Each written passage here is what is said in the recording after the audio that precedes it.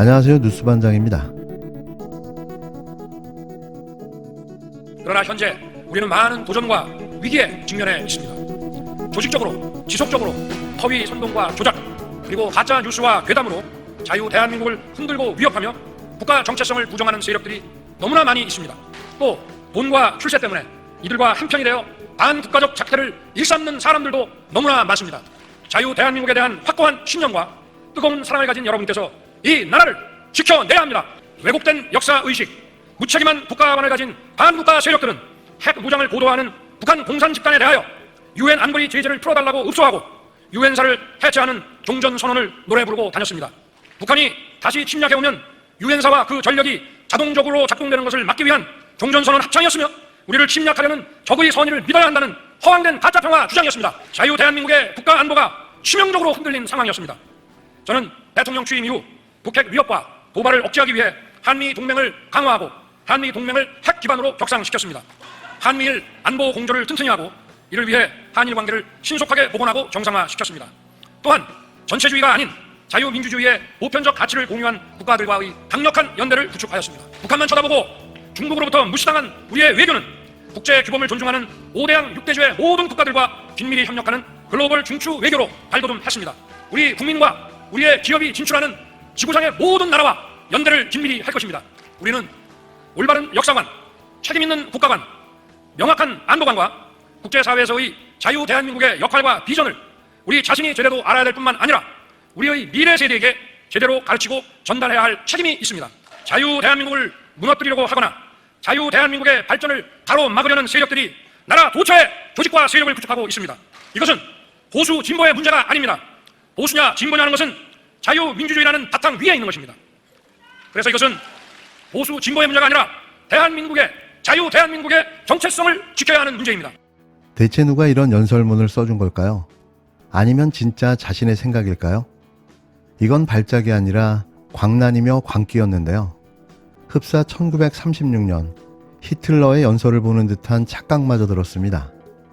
저는 일국의 국가 지도자가 어떻게 이토록 편향되고 극우적인 이념에 사로잡힐 수 있는지 도무지 이해하기 힘들었는데요. 과연 이게 진짜 본인의 생각일까요? 저는 그나마 다행스럽게도 그건 아니라고 봅니다. 철딱선이 없는 무지와 무식의 윤 대통령을 이용해 대한민국을 갈라치게 하며 우경화하려는 세력들의 선동으로 보여지는데요. 그건 머리를 좌우로 흔들어대며 써준 걸 열심히 읽어가며 목청 높여 외쳐대는 그의 모습 때문이었습니다. 윤 대통령은 자신이 하는 말이 무슨 말인지는 알고나 하는 걸까요? 자신이 하는 말에 의미를 안다면 저렇게 아무렇지도 않게 떠들어댈 수는 없는 거죠. 그냥 그는 무식하고 용감할 뿐인 겁니다. 그래서 더 위험한 거죠. 윤석열 대통령이 종전선언을 추진한 전임 정부를 향해 반국가 세력이라며 입에 담지 못할 거친 비난을 쏟아냈습니다. 야권을 겨냥해서는 가짜뉴스와 괴담으로 자유대한민국을 흔들고 위협한다고 공격했는데요. 야당은 대통령의 인식이 극우 세력과 다를 바가 없다며 강하게 비판했습니다. 대표적 보수단체인 자유총연맹 창립 기념식에 현직 대통령으로는 24년 만에 참석한 윤석열 대통령. 거긴 왜 갔을까요? 전임 정권 시절 대한민국의 자유가 치명적으로 흔들렸다고 말하면서 문재인 정부와 야권을 반국가 세력이라고 외쳐댔습니다.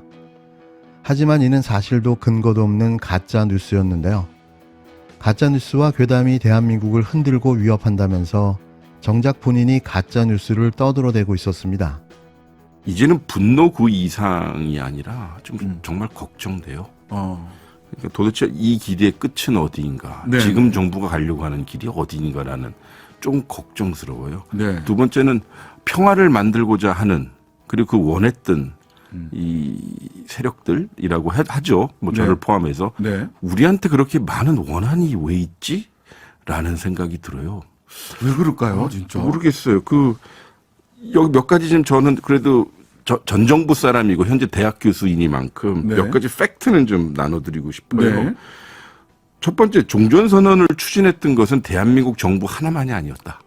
당시 미국 정부도 그랬다. 네. 그래서 미국과 북한이 합의했던 싱가포르 선언에도 네. 한반도에는 평화 구축을 하겠다라고 명기되어 있고 트럼프 대통령이 그렇게 했어요. 그리고 판문점 선언을 일종의 지지했던 것이고요. 예. 심지어 지금 현직인 바이든 대통령도 네. 문재인 대통령과 21년 5월 21일 그 한미 공동 선언에 판문점 선언과 싱가포르 북미 회담의 합의서를 존중하여 토대 위에 북한을 외교적으로 접근하겠다고 했는데 제가 좀 반문하고 싶어요. 종전선언이 도대체 무엇인지 알고 하시는 말씀인가라고 싶어요.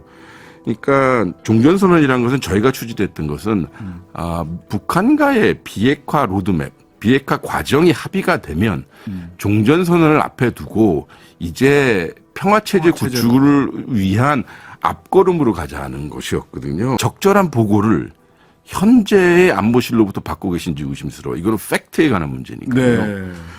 북한이 다시 침략해오면 유엔사와 그 전력이 자동적으로 작동되는 것을 막기 위해서 종전 선언을 합창했다며 터무니없는 주장으로 묻지도 따지지도 않고 전 정부를 강도 높게 비판했는데요. 후쿠시마 오염수 문제를 집중 부각하는 야당의 입장을 괴담으로 규정한 국힘당 주장에 힘을 실어주려는 듯 야당을 국가 정체성을 부정하는 세력이라고 날을 세웠습니다. 오후에 열린 국가재정전략회의에서도 전 정권의 무분별한 방만 재정으로 나라빚이 크게 늘었다고 주장했는데요. 윤석열의 적은 전 정부와 야당인가요? 대체 왜 이러는 걸까요? 이에 야당은 즉각 반발했습니다.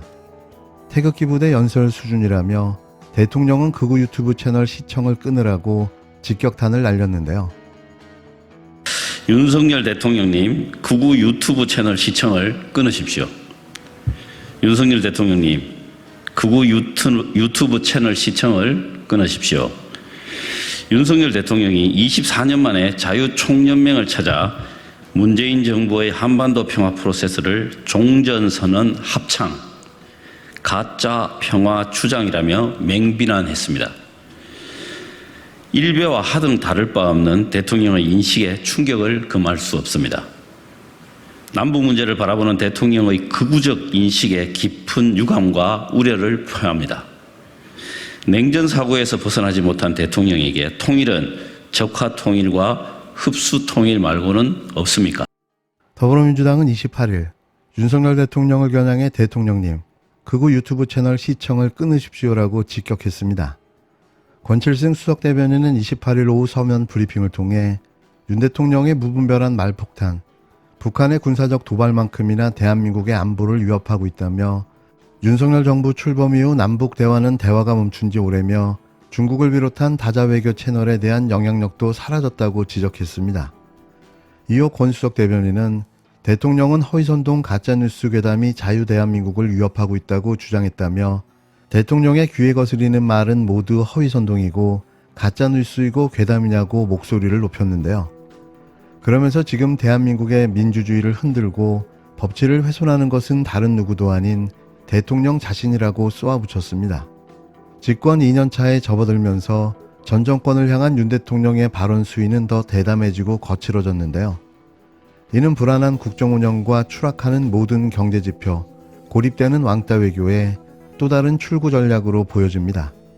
지지층에는 호소를 강화하면서 국정 운영에서 야당이 없다는 기조로 이 난국을 돌파해 보겠다는 걸로 보여지는데요. 이런 식이라면 앞으로도 험악한 발언들만 쏟아질 텐데요. 자신의 무능을 감추기 위한 몸부림인 겁니다.